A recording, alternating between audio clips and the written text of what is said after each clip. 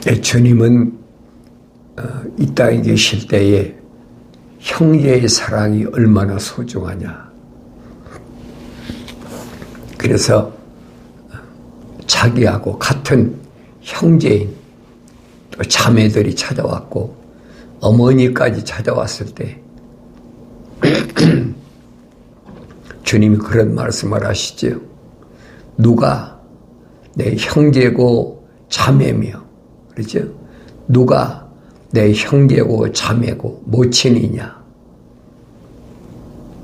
누구를 가리킨 거냐?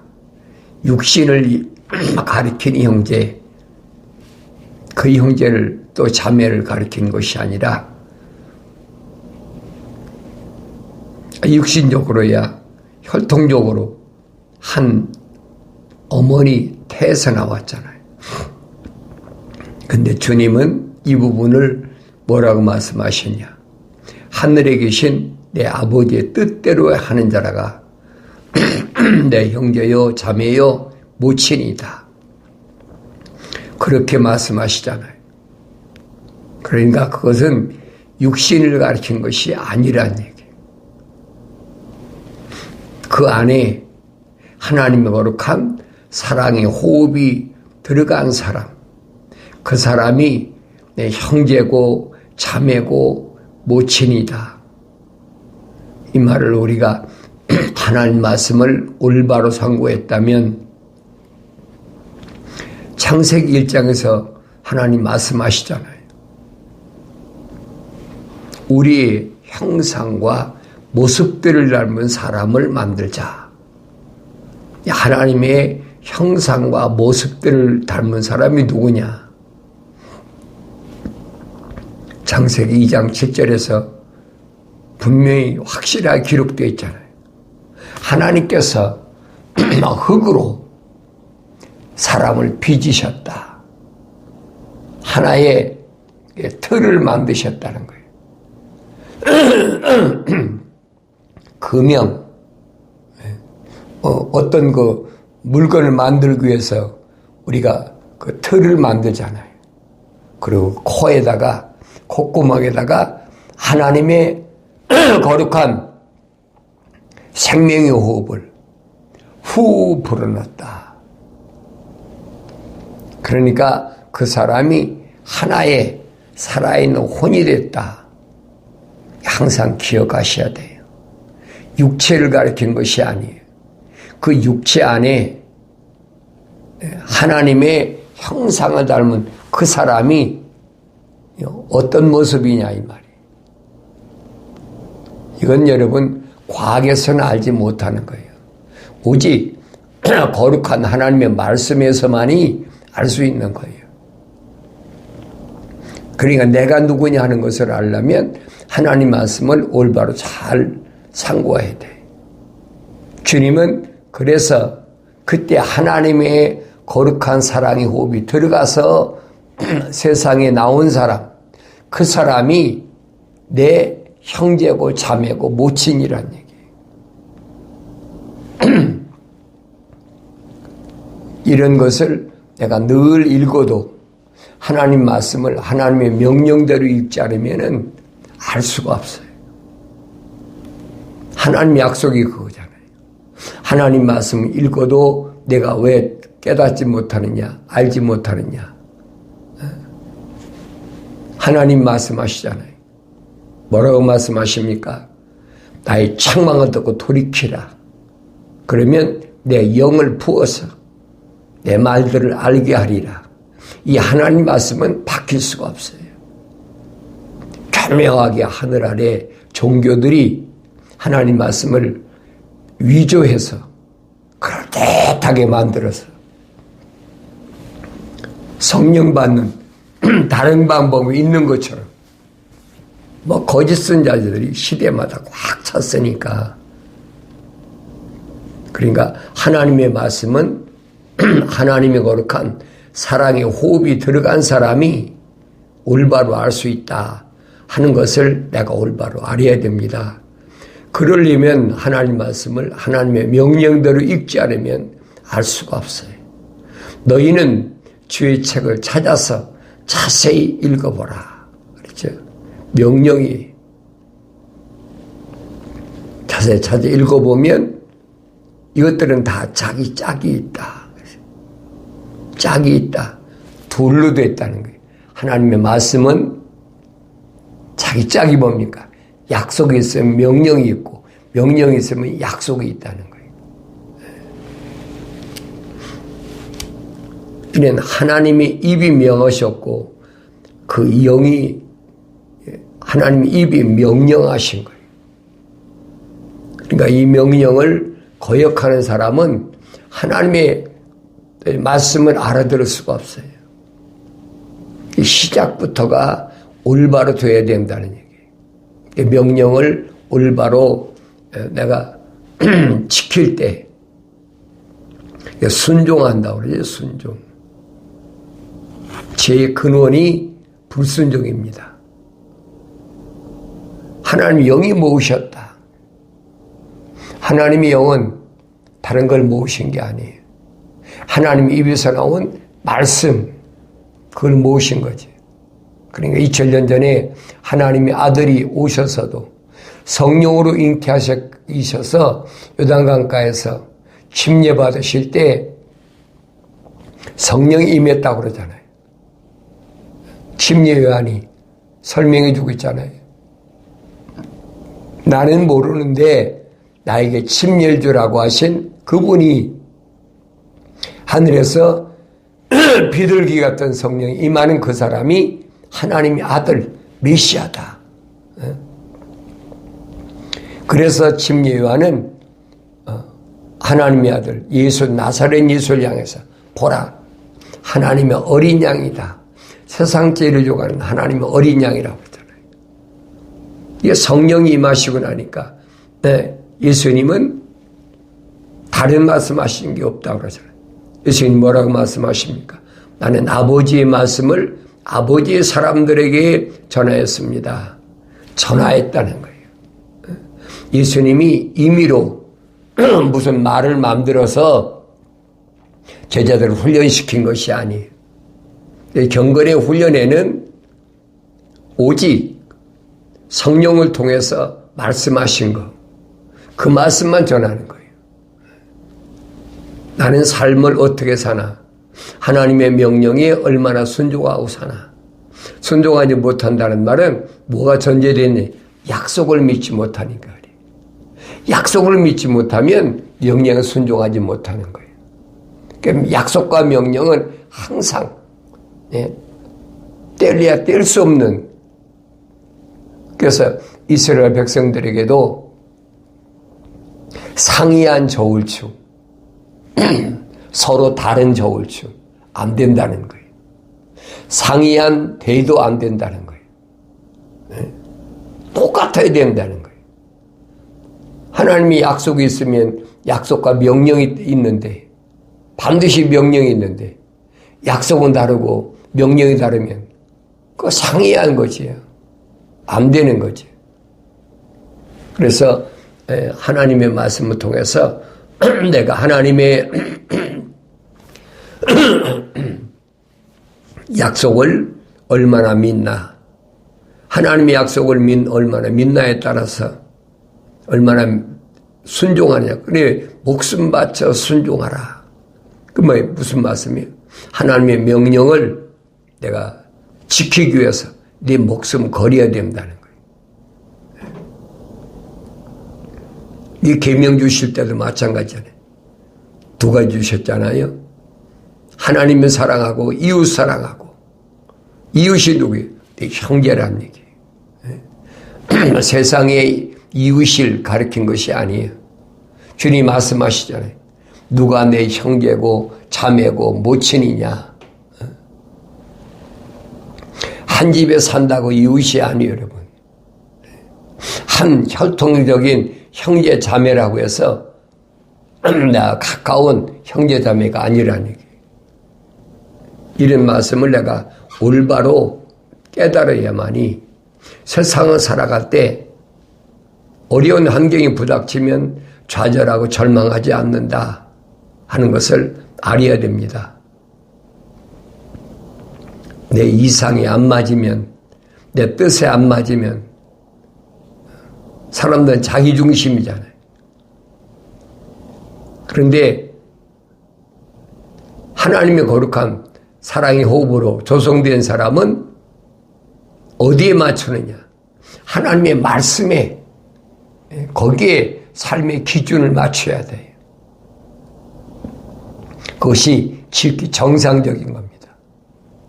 이 주님이 말씀하시는 거예요. 내가 아버지의 사람들에게 아버지의 말씀을 주었더니 그들이 믿었다는 거예요. 거기까지가 주님이 이 땅에 오셔서 하나님의 아들이 해야 될 목적. 왜 왔느냐? 하나님의 사람들에게, 아버지의 사람들에게 아버지의 말씀을 전달하고 그들이 그걸 믿기까지 주님이 하신 일들이 그 사역이에요. 오늘 나에게 주신 사역은 뭘까? 똑같은 얘기예요. 이거 바뀔 수가 없어요. 왜? 하나님 말씀은 진리이기 때문에 하나님께서 나 세상에 보내신 목적이 있잖아요. 그 목적은 다른 것이 아닙니다. 하나님의 거룩한 사랑의 호흡으로 조성된 사람이 말입니다. 하나님 형상을 닮은 사람이 하나님의 모습들을 닮았다. 완성되면은 주님이 가신 길을 똑같이 가는 거예요. 성령 받은 사람이 하나님 말씀을 전하는 겁니다. 그 성령 받지 않은 사람이 하나님 말씀을 전한다고 하면 여러 가지 막 찍어 붙이잖아요. 하늘 아래 지식이나 자기 생각이나 자기가 배웠던 거, 상상하는 거 이런 것들을 전부 갖다 찍어 붙이잖아요. 근데 하나님 말씀 뭐라고 합니까? 하나님 말씀은 순수하다. 순수하다. 하나님 말씀을 있는 그대로 순수하게 전할 수 있는 사람이 그게 완성된 사람이다. 그런 사람은 이 껍데기, 그 틀이죠.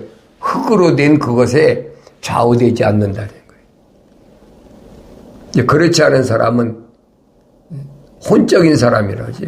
혼적, 뭐 자연인은 말할 것도 없고, 하나님의 거룩한 사랑이 호흡이 안 들어간 사람도, 그 사람도 다 혼적인 사람이에요.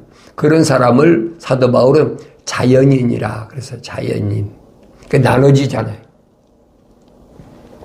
자연인과 하나님 호흡이 들어간 사람, 하나님의 형상으로 조성된 사람, 만들어진 사람, 나눠지잖아요.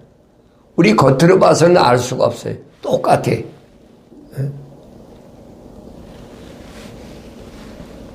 우리가 성경을 통해서 그런 모습들이 보여야 된다는 거예요. 하나님은 누굴 부르시느냐? 아브라함 때부터 하나님의 형상으로 조성된 사람만 부르신다. 뭐 거슬러 올라가면 첫사람 아담이 아브라함 때부터 부르셨다고 그랬죠. 자꾸 아담이라고 나오는데 첫사람 아담이 하나님 동산에 쫓겨나서 세상에서 이제 첫 번째 낳은 것이 가인과 아벨이잖아요. 그러니까 가인과 아벨은 하나님이 받으시는 예배, 제사라고 그래요. 옛날엔 제사라고 그랬으니까. 하나님이 받으시는 예배와 하나님이 받으시지 않는 예배가 뭔가? 똑같은 아담이 뭐에서 났는데 그렇잖아요. 그런데 어떻게 하나님이 받으시는 예배가 있고 하나님이 안 받으시는 예배가 있느냐? 하나님이 받으시는 예배는 하나님의 거룩한 사랑이 호흡이 들어간 사람이 하나님의 거룩한 뜻을 아니까 피제사를 드렸다는 거죠. 그래 이런 부분이 성령 받아야 보이지 안 보여요. 또 7대 손인 에녹도 마찬가지잖아요. 에녹도 365년 동안 하나님과 동행했다. 하나님과 동행했다는 말은 하나님의 거룩한 사랑의 호흡이 그 안에 들어가야 돼. 365년 동안 살면서 하나님의 거룩한 사랑의 호흡이 조성됐기 때문에 하나님의 거룩한 뜻에 따라 살았다는 얘기예요. 그때 당시의 사람들이야 다 600년, 700년, 800년, 900년. 에녹의 아들 같은 무드셀라는 969세까지 살았잖아요. 그런데 그렇게 육신이 오래 사는 것이 문제가 아니라 그 육신 안에 있는 하나님의 거룩한 사랑의 호흡으로 조성된 사람이 이 말입니다. 완성되기까지 얼마나 완성되면 흙은 흙이니까 돌아가니까 하나님 말씀하시잖아요. 저 사람 아담에게 흙이니 흙으로 돌아가라. 하나님의 거룩한 혼적인 사람한테 말씀하신 게 아니에요. 흙으로 사람 빚으셨으니까 그 흙에게 하나님 말씀하신 거예요. 그러니까 너는 이 땅에 있는 동안에 땅은 너로 인해 저주를 받았으니까 그 땅이 가시어 엉겅퀴를 내니까 너는 흙으로 돌아갈 때까지 이마에 땀을 흘려야 먹고 마실 수가 있다. 그 말씀이에요. 그러니까 내가 세상에 살아있는 동안에 하나님의 거룩한 뜻을 올바로 안다면 어떻게 살아야 되느냐. 주님이 부르신 거는요, 여러분, 사람의 외모를 보고 부르신 게 아니에요.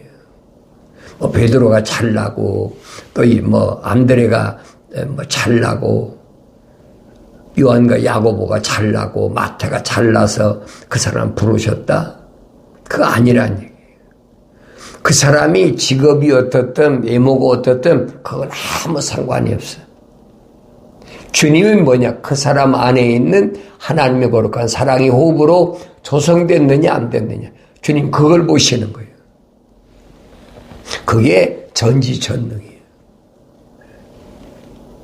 그 전지하심을 하나님의 아들로 나타내셨잖아요. 그게 보여져야지. 그 분별이 안 되면 알 수가 없어요.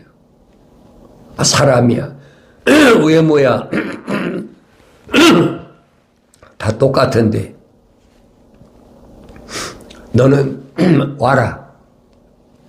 너는 아니야. 그 유대인들이 불만이 그거예요. 똑똑한 바리새인들도 많은데 하필이면 유대인들이 손가락질하는 마태를 향해서 따라오너라. 그렇잖아요. 마태는 요즘 말하면 세금장이 세금 받는 사람이에요. 세리라. 그러니까 그때는 로마가 세상을 지배할 때니까 유대인들에게 그 세금 받을 때 못마땅한 거죠. 세금을 꼬박꼬박 내라고 그러니까. 그런데 사도 바울은 말하잖아요. 세상에서 내 육신이 거하는 동안은 세상에 먹고 마시니까 관세를 날 적엔 관세를, 국세를 날 적엔 국세를 내라는 거예요. 관세란 말은 지방세를, 국세는 나라에 바치는 가르치고, 그거 도둑질 하지 말라는 거예요. 그런데 2000년 전에 마태라는 사람은 유대인들 손에는 그 죄인이라는 거예요. 저거 죄인이다. 그래서 그 로마의 이방인에게 그 돈을 바치는 그 사람들이 생각할 때는 유대인의 거룩한 민족의 그 피와 같은 돈이라고 해요.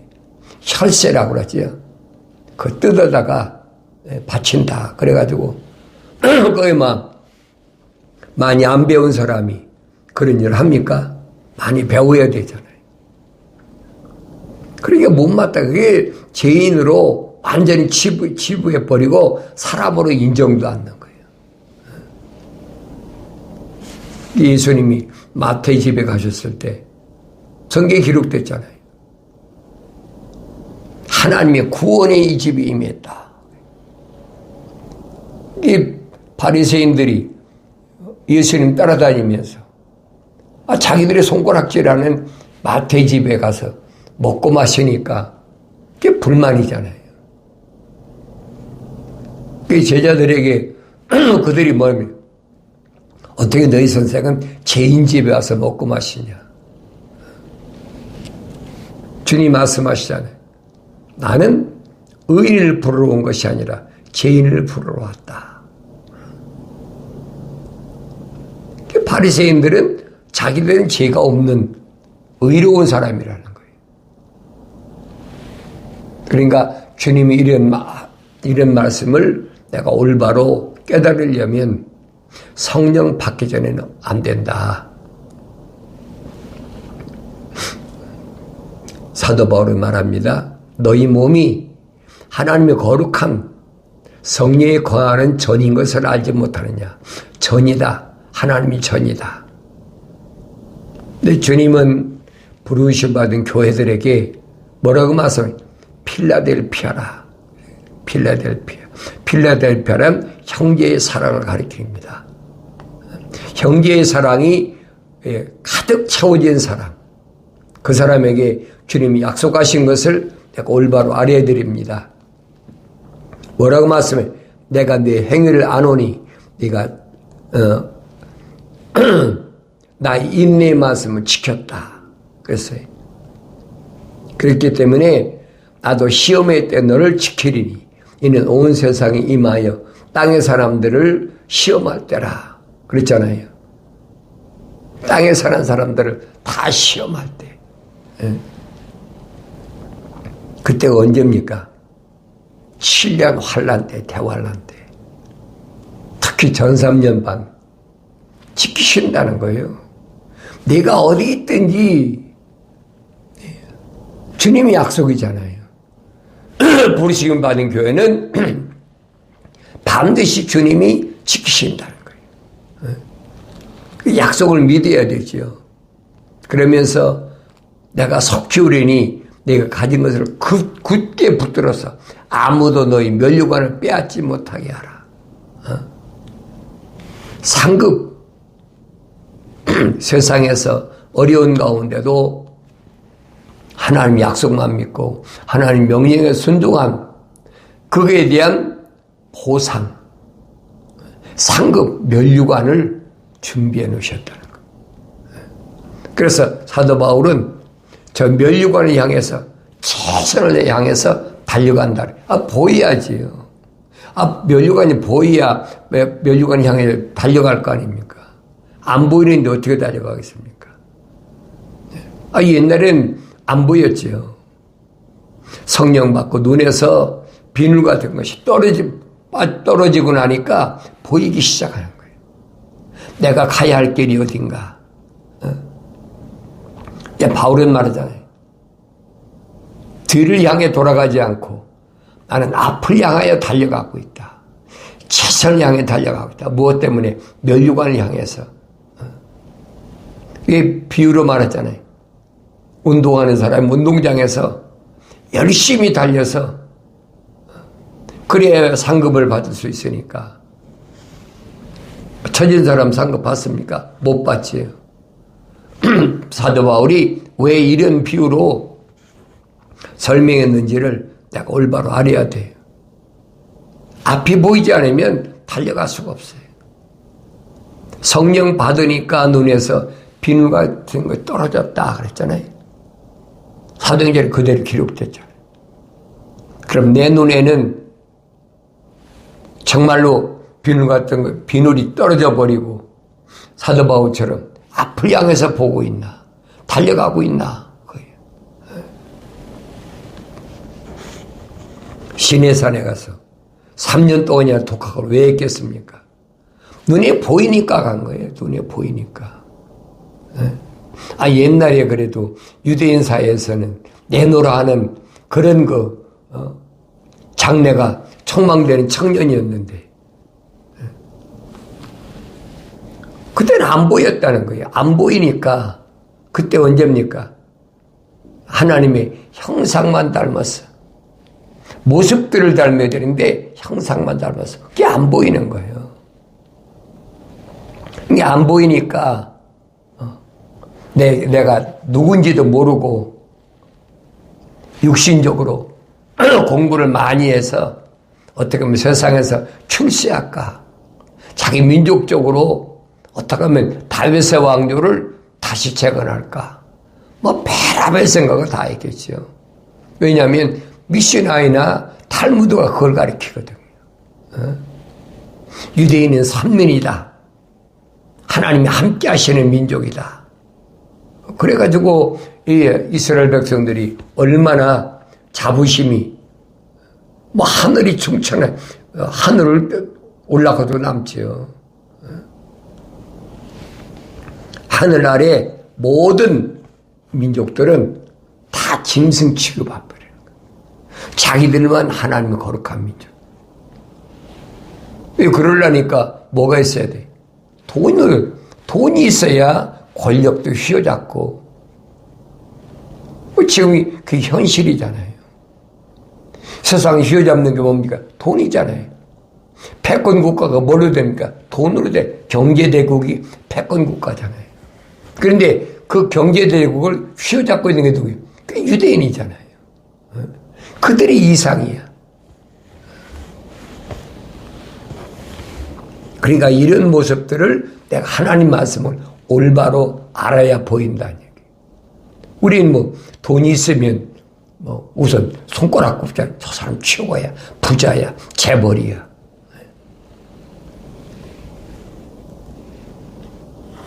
그런데 하나님의 말씀은 아니라니. 하나님 말씀이 여러분 부자를 칭찬하는데 봤습니까? 부자는 그냥 부자가 될 수가 없어요.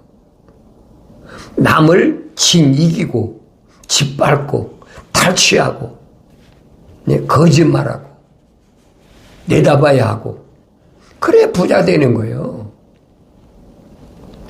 여러분 짐승 세계에서 약육강식인데 약한 자를 잡아먹여야 배가 부르지. 그러니 여러분 산의 짐승을 보라고요. 강한 짐승이 약한 것들은 밥이잖아요. 그러니까 이런 것을 보고 내가 올바로 깨달아야 된다는 거예요. 나는 하늘 아래 사람이 아니고 하늘 위에 사람이다. 이게 주님이 말씀하시는 거예요. 형제를 위해서 그렇게 내가 희생하고 어려움 당할 때 도와줬으니까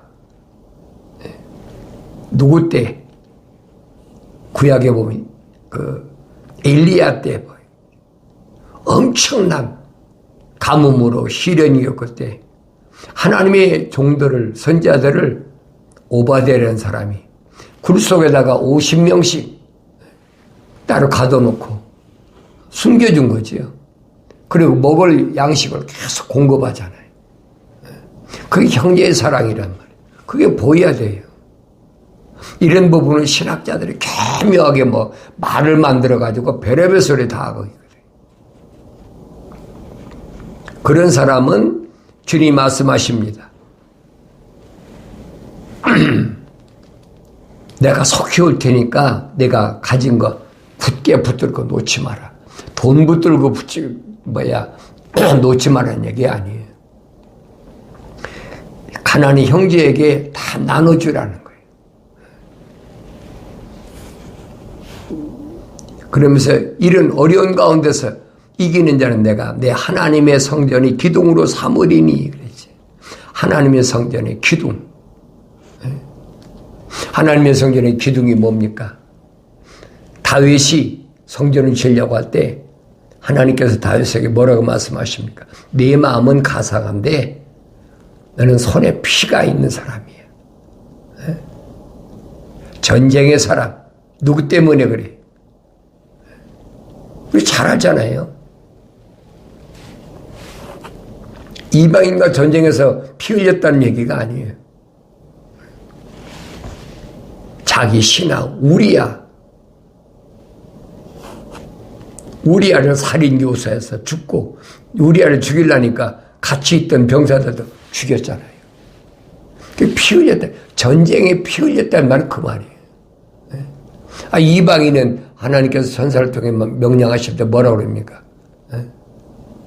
씨를 말려라. 짐승까지 씨를 말려라 그랬는데, 다윗이 전쟁에서 승리했다고 너는 전쟁의 사람이랍니까? 그 얘기가 아니란 말이에요. 하나님이 선택한 거룩한 민족을 네가 네 손으로 했죠. 뭐 때문에? 육신의 정욕 때문에. 우리아의 아내 바세바 때문에. 너는 피의 사람이니까 너는 안 된다는 거예요. 하나님 성전은 질 수 없다는 거예요.